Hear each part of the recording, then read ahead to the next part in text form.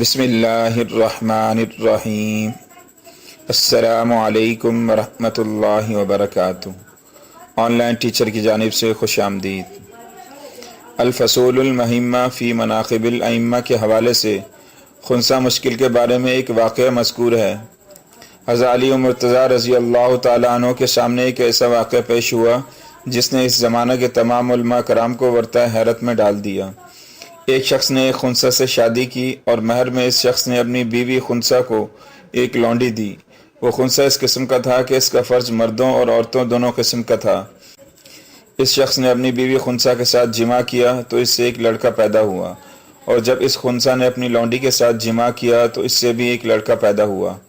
یہ بات مشہور ہو گئی اور معاملہ امیر المؤمنین حضرت علی المرتضیٰ رضی اللہ تعالیٰ عنہ کی خدمت میں پیش کیا گیا تو آپ نے خنثی مشکل سے سوال کیا تو اس نے بتایا کہ اس کا فرض عورتوں والا بھی ہے کہ اس سے ماہواری بھی آتی ہے، اور مردوں والا بھی ہے کہ اس سے خروج منی بھی ہوتا ہے۔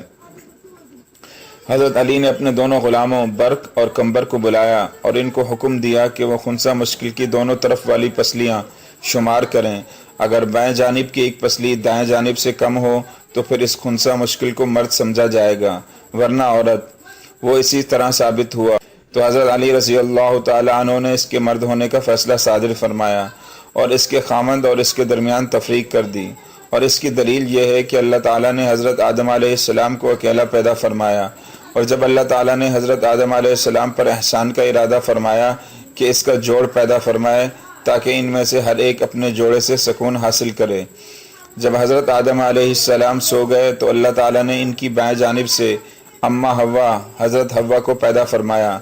جب بیدار ہوئے تو ان کی بائیں جانب ایک حسین و جمیل عورت بیٹھی ہوئی تھی، تو اس لیے مرد کی بائیں جانب کی پسلی عورت سے کم ہوتی ہے اور عورت کی دونوں جانب کی پسلیاں برابر ہوتی ہیں۔ کل پسلیوں کی تعداد 24 ہے، 12 دائیں جانب 12 بائیں جانب ہوتی ہیں، جبکہ مرد کی دائیں جانب 12 اور بائیں جانب 11 ہوتی ہیں، تو مرد کی کل پسلیاں 24 کے بجائے 23 ہوتی ہیں۔